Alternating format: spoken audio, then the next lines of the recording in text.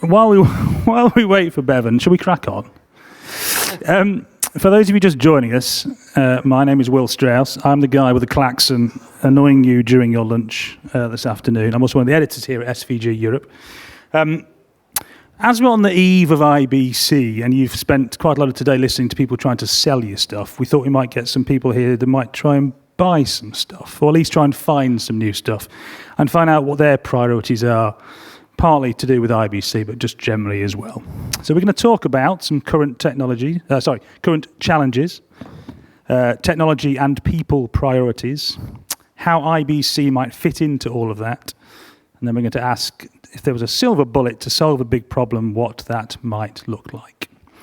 Joining me to do that are not Bevan Gibson at the moment, COO of EMG, Emili, Planas, CTO and Operations Manager for MEDIAPRO, Scott Rothenberg, Senior Vice President, Programme and Planning at NEP, and Gordon Roxburgh, Head of Production Technology at Sky Sports. Thank you for joining me, guys. Much appreciated. The countdown theme now. Hey, late, but much appreciated. And also joined by Bevan Gibson, EMG COO. Welcome to you all, including Bevan. We're not going to come to you first. I'll let you get your breath back. You're very welcome. Emili, I'm going to come to you first if you don't mind. So, MEDIAPRO, host broadcaster for La Liga football, obviously, but you also produce coverage of lower tier sports as well. So, my understanding is one of your big challenges is maintaining quality across all the tiers of sport, when you've got widely varying budgets, but also you need the need to industrialise this in an automated way in order to be more efficient. Tell us a bit more about that and why it's such a challenge. Well, the challenge in reality is we are a global production company with more than 96 OB bands, 86 studios, but these OB bands and these studios are designed at the traditional way, including remote production and IP production. But at this moment, we detected that there are a lot of opportunities to produce with. It's not really low cost, it's low budget equipment as mirrorless cameras, software-based solutions that are like vMix that is really not expensive. But how to introduce these new workflows to the traditional people that are operating every week tier 1 matches, and take profit of this experience to better produce these low-budget productions. And it's how to industrialize this kind of equipment, this kind of workflows, in something that can be profitable in terms of business. That's probably one of the challenges of the future. In terms of sports production, we have other kind of broadcasting or TV production that has a lot of other kind of needs. But in terms of sports, there are a lot of sports that we can cover with different technology. For example, we can start in the lower pricing with automatic TV. That's an automated system that follows the game with no human intervention. No? But in the middle of this low level of production to the tier 1, there are a lot of different sports that can be covered with a budget that was acceptable for this kind of project. So reading between the lines a little bit, what would solve that problem? Would it be that the established companies that provide you with technology produce cheaper versions of their solutions? Would that help? Or is it that you need new and smaller players to fill the gap? Which way would you rather go? Bigger players come down the way, or smaller players come up the way? Probably this question needs to be for the manufacturers, but really it's a challenge for the manufacturers to keep working with the maximum level of requirements, and with this kind of requirements that fulfill more or less half part of the production. No? and the gap in pricing that we can have when we choose lower profile equipment that works very well, and we produce a lot of different content with this kind of software-based solutions and not tier one equipment.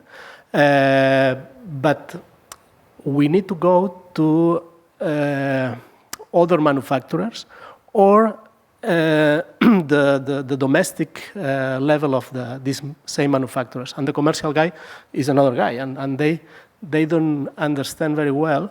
We can use all kind of equipment depending on the needs of our clients and depending on the needs or the budget of our clients in different solutions. And how to integrate all of this from the manufacturer part to the production part or to the operations today is not really solved. Are you hoping to find a solution to that at IBC? I hope. Just before we move on, cloud has been mentioned quite a lot today. Is cloud one of the potential solutions to this particular problem? And if not, where is cloud appropriate? Well, I think we need to clarify what is cloud. For me, the word, from my perspective, is not the cloud. It's software-based solutions. And software-based solutions needs to be able to be deployed on-prem, on cloud, or in a mixed configuration. We can do the graphics on the cloud, but the video mixing on-prem and the sound in another cloud. That's in the same production. And the key of this is not really the cloud, that is more a business question or an economical question if you invest in CapEx or you go to the OpEx and these kind of things. It is more about how to manage all of this in a day-by-day production as with us.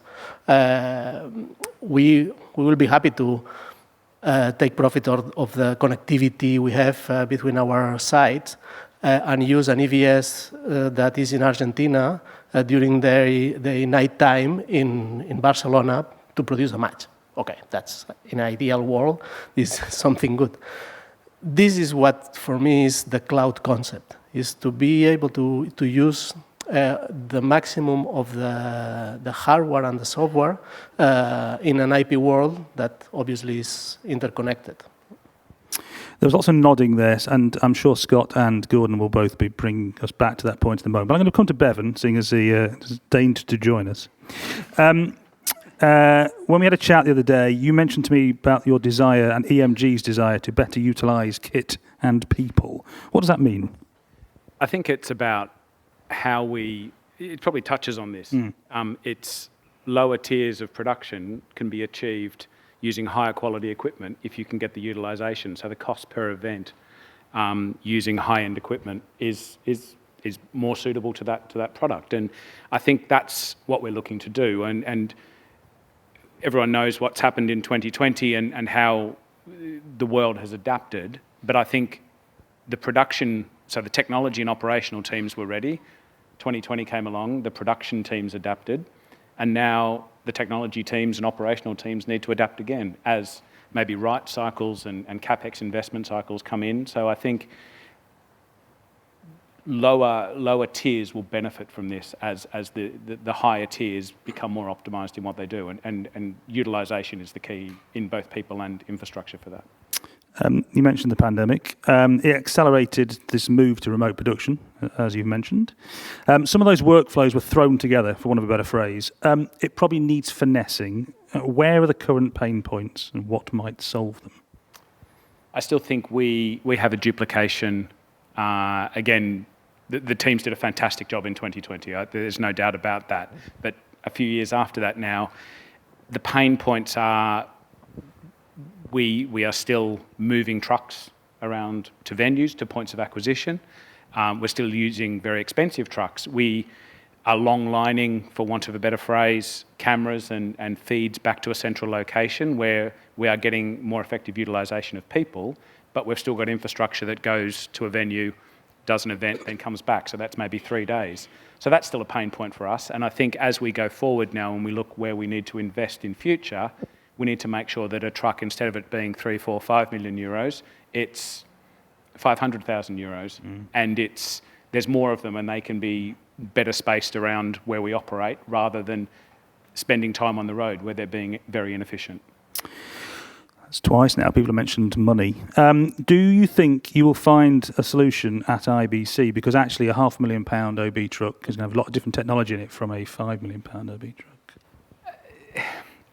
I think it's having discussions with vendors, manufacturers, and making sure that all of us who have a slightly different viewpoint on this get our point across, because ultimately it's utilisation that allows this to happen. And if the infrastructure can be in a way that allows that to happen, or can facilitate what we need to do, I think that's a key. And at IBC, maybe we're not going to see the unicorn on someone's stand that we know we need to buy that, but having a discussion and speaking with the experts and having them understand what we want and vice versa, I think that's where IBC is great. I debated with my suppliers, how long before we don't need a truck? You tell me. I mean... So we need a van to take the cameras, but do we need the €500,000 truck? How Do you want how far reliable away? power? How far away are we from not needing a scanner with people racking cameras, people mixing audio? I think that comes down to your efficiency and your utilisation of people. You still need people to install a camera, and if those people are sitting there smoking cigarettes on Facebook when the game's going on, that's not very efficient use of people. If they could be racking cameras or doing another task whilst the game is on. So I think there comes a tipping point where maybe you go, well, we still need, if the cameras and the acquisition equipment's still going to be at a stadium, there'll still be at least a small level of people and infrastructure you'll always need at a venue or whatever that point of acquisition is. So I think you'll need a truck of some description, but it's finding that sweet spot of how much kit is in it. Can Gordon help you to get there? Is there anything that Gordon could do to help you do that? I think there is, Gordon. I think we're interestingly very much at this cusp of the next challenge that we face within our industry, from what's happened in the UK, what Sky in the UK have done, and throughout some of our European areas. We've pretty much got to the end of that remote production transition. Our Premier League football's there, our cricket's there, the hundreds there. There's not much else we would probably go and do in that space. The next thing is to go back to the low-hanging fruit like we did. So if everyone remembers, we did the World Championship of Ping Pong years ago. Is this first remote production. To go and see then how do you start looking at how do you produce that in software. So very much how our colleagues from the Olympics have done with the virtual van, really looking at that technology and how that software moves. So I think that's the next piece of where we transition to software, and then we go again. And I think that the key challenge with that is another theme we've had today is people. What we can't afford to do as an industry is keep pivoting too quickly, because we won't take the people with us. And I think that's really important, is that we as the technologists and the engineers got to deliver a platform that we can say, this is the platform for 3-4 years, and we can train people to use it. There's no use us delivering a truck that is, or no truck that is, or a control room that is, it's absolutely bleeding edge and does everything for us. And then a year down the line, after we've trained 5 or 6 crews to use it, we change it. That would be a disaster for our industry, I think. So are you calling for less change? I know that's disappointing for everybody in this room, including me as a journalist. You want less change? Is that? No, I think we need to pick the change at the right moment. And I think that's where we're at the cusp of, we need to do a change.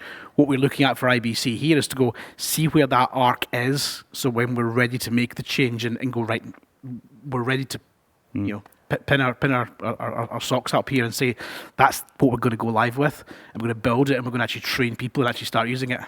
I think where I'd challenge you is, as a rights holder of content, making sure that the rest of the ecosystem can continue to function. Because I think if Sky, for example, take too much of the pie in-house, the areas where facilities companies make margin may get down to the point where we can no longer invest in R&D and keep the infrastructure going. So I think it's knowing when to stop bringing stuff in-house and when to leave stuff out. And that would be the challenge. And I'm sure you gentlemen will have a view as well, but Yeah. knowing where to stop. As the big broadcasters consolidate and we come together, we have that power. That's the thing that we have to be very aware of, is that, as a group, where Sky Group are with Comcast, it's something that, again, across time zones, we have that there, and it's something we've got to watch.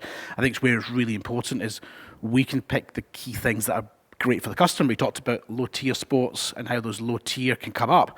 Football League runs on the same technology platform that Premier League runs on. They get the same toys because they're running out the same building and they've got the same access to the same technology. What we've got to watch is then when we've got all that happening at the same time, we need to reach out to the industry and say, how do you cover our peaks? But you can't build a business case just to cover our peaks of once a month. So we've got to get the balance. I think we strive to make a balance, and I think it's important to keep that balance. But we expect the industry to work with Sky to come up with the same technologies that we're using. So again, that whole people piece works. And I think it's getting that utilisation across not just one broadcaster, but many. Correct. To make sure that it works. Yeah. Let's bring in Scott, because he's been not had a chance to say anything yet. When we spoke before this session, you mentioned the word price, and we were talking about money again, which I wasn't really expecting, but we are. You mentioned long-term agreements and the potential conundrum that has caused you for NEP, and I guess it feeds into what Gordon and Bevan have just been saying. So what's your issue there? Yeah, so it's a challenge that has been brought about largely by the pandemic in terms of escalating pricing, whether that's wages, whether that's technology changes, obsoleting of chips, the R&D that costs to redo that. A lot of our agreements with our partners have been long-term. So we may make a deal a year before we're going to deliver a solution. We've got a pricing agreement, and you're going to hold us to that. But then things go up 20, 30%, or we've got to pay more people. That just presents a business challenge. And I think that, one of the things that we as an industry need to be thoughtful about the change. We need to be thoughtful, and that's really what you guys were saying, is we just need to be thoughtful about the impact of whether it's technology change or it's insourcing or what's going to make sense, because it doesn't make sense for the peaks, and that's really how, NEP, Euromedia, and everybody has existed, because it didn't make sense because rights changed and things like that. So I think that's just, we've got this new dynamic, because for so long we had consistency of pricing as an industry. We had consistency of technology in SDI for a very long time, and even HD, and now we've really gone 4K, HDR, and 8Ks now. All of these are just rapid succession changes, which I think is creating a little bit of instability that we're not, as an industry, used to. Combine that with cloud, remote production, and all of those other things, and I think that's what we're going to drive our people crazy, and there's going to get a feeling of we can't keep up. And I think that's something we just need to be thoughtful about.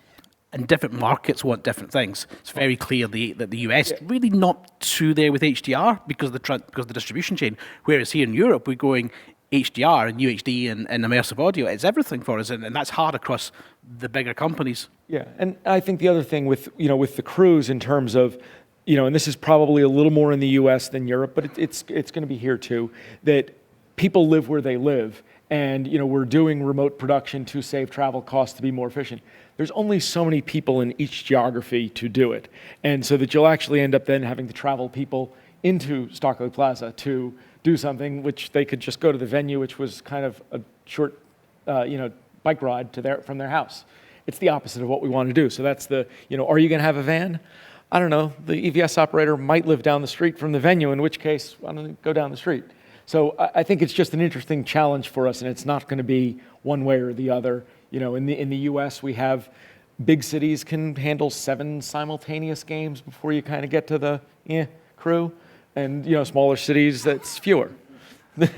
So I think those are all things we just need to be thoughtful about. Something not to put in your CV, by the way. Scott, is the decision-making process slower than before, taking longer before? And if so, why is that? Why is it happening, and what can we do about it? Yeah, I think there are more factors that our clients are considering that we have to consider, and it's taking longer. There's more consolidation, whether it's on the rights holder side or on the provider side and things like that. And I think that decision-making, there's more to consider. Is it CapEx? Is it OpEx? If it is OpEx, what are those factors? How does that relate into what my client wants to pay? How are we going to do that? You've got streaming of, well, you're going to be between $5,000 and $10,000. That doesn't really work in a quote. And oh, by the way, that's per camera feed that's coming back. So you want to bring 12 cameras back.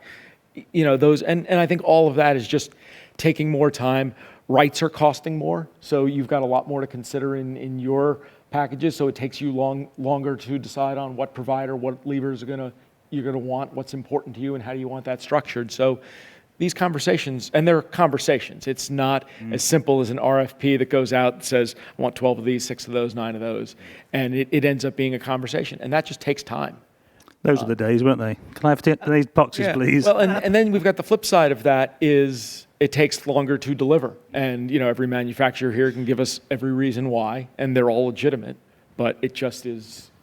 And I think as a broadcaster, we understood the pain that the pandemic had forced onto our suppliers. So I think that relationship has changed. It's much more upfront with, here's what we're thinking about, how does this work? And if someone says, that's not going to work, we wouldn't push it. And I think that's quite important as well now. Are you still worried about investing in things that are going to be superseded? That was always the thing. I don't want to buy in case it gets... Look about iPhone. Do I want the new iPhone? Do I want the next iPhone? Do I want this PS4? Do I want that? Is that still a thought process? I mean, I think we all have to think about it. I think it's one of the things we look for, things that are going to run more on common hardware. Graphics is my favorite thing to talk about, is they're all doing similar things and different people make creative decisions. But when we need to have 3 or 4 or 5 boxes in each facility and we're going to use one of them each day, using a graphics box one day a week doesn't really work to the utilization point, but applying different software to common hardware that would end up doing that, that starts to save time, money, effort, and things like that. So I think that's where we look at what's going to be common, what's going to be interoperable is the other thing. We talk about, ingest and which format, and there's more and more formats of that. The cloud's brought that feature for us, I guess we can call it. Compression has brought that, and there's lots of different types. So I think those are, again, all factors in all of this, and it is something we, I think, all have to think about. Gordon, you mentioned multiple platforms. You mentioned it to me as well before this session. You're producing stuff for various different places. What's that challenge for you, and what might solve it? I think the challenge we face is that there's this explosion of content for all tiers. It starts off as there's the top tier, but actually someone says, can you distribute that player? Let's do the old-fashioned Sky Sports player cam, or it's a lower tier event, and what we've got is we've got the federations wanting to get that content out, and really we're looking for how we come up with common platforms. So I think that the look here is to go, actually, where are the traditional manufacturers, the box shifters, where are they starting to say the common interface that people are used to by sitting in an OB van or sitting in a control room at Sky, where does that come from a software perspective? So that, I'm a great believer of what you say. Cloud's just a word, that's where we go and buy additional capacity, but actually we're looking at how we produce in software, how we can run up software that looks and feels the same for our people. I think that's one of the key things here. And that then will allow us to get that content that is just coming at us and is being asked for out on the YouTubes, out on the TikToks of this world. How do we get that out to our customer? And as a broadcaster, how do we monetize it? Emili, is that the same issue? Yeah. Is it the same? No, but this is a complex issue, because this question, if you ask to our clients, when they are asking for something cheaper, they are not asking for something with lower quality. Yeah. They don't understand. They don't accept. And it's to be a T-shirt. That one. For the secret. Is that okay? Yeah. And sometimes the comparison is, you can use a GoPro and that's all. It's like, okay, we can use a GoPro, but probably we will not have the same quality of service that using another kind of camera, no? And not only because the GoPro is designed for one thing, because the GoPro works with a good resolution, good contrast ratio, and have good specifications in terms of camera. But obviously, we cannot use it for a close-up in a football match, no? For obviously questions. And how to make the industry aware of what it means, the difference of the pricing, depending on what you are using on a production. And the biggest problem is the gap of pricing is so high that sometimes it's understandable that you are asking for a tier 1 production, something that comparable with lower pricing is so different. No? And probably it's not a question of only the number of people involved or the skills of the people. That sometimes is this. Is basically because of the what kind of equipment are you using is absolutely different. But everybody needs to understand this. The day that everybody will understand, probably will be more happy. Again, another T-shirt slogan. Let's bring this together now. We've scooped around some issues, starting with Gordon at the end. What are you hoping to find in the next few days at IBC, and how does it fit into the challenges that we've discussed so far?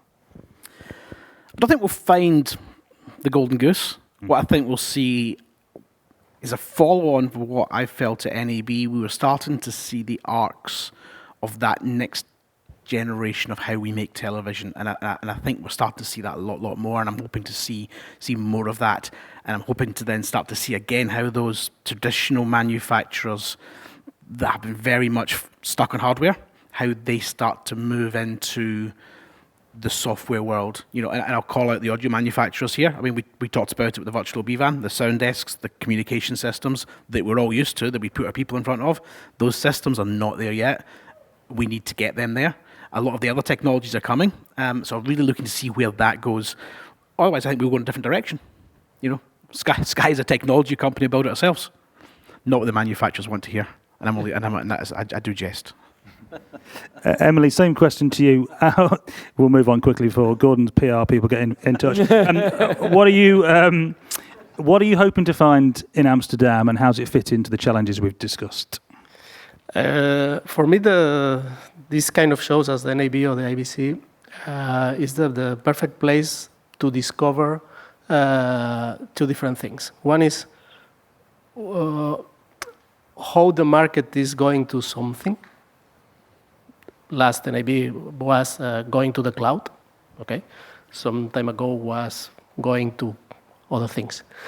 And the second thing is walking into the show and discovering ideas, products, developers, and solutions to sometimes to big problems, sometimes to small problems, and basically to help in our imagination of how to keep developing the business and be more efficient, and these kind of things that we need to work on constantly. Thank you, Scott. Same to you. What do you hope to see or find, or what do you hope to achieve, and how does it fit into those challenges we've talked about? Yeah, I think it's really the check on where are we on compatibility on COTS hardware, on cloud, but not all cloud. And I think back to your point, Emili, on it, cloud and on-prem, it needs to work in multiple areas. So I think, hoping what we can accomplish is seeing where we are in that curve at a wide spectrum. I think we all zoom in on our partners that we work with day in and day out, but really as an industry, where are we? And I think that's what we get from, an IBC and NAB and those sorts of things, is the macro view. Absolutely. Bevan? Look, it's the same thing. It's understanding everything that the guys have said, but it's also probably more for me is that hybrid model of you build a base that covers most of your requirements, and then when you have that final day of the season or whatever, it's how do you burst and how does the user not know about it?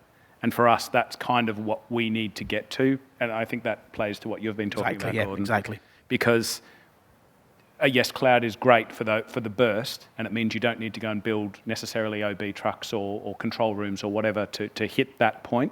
But it's something you can turn on and off very quickly, but you'll pay a premium for it.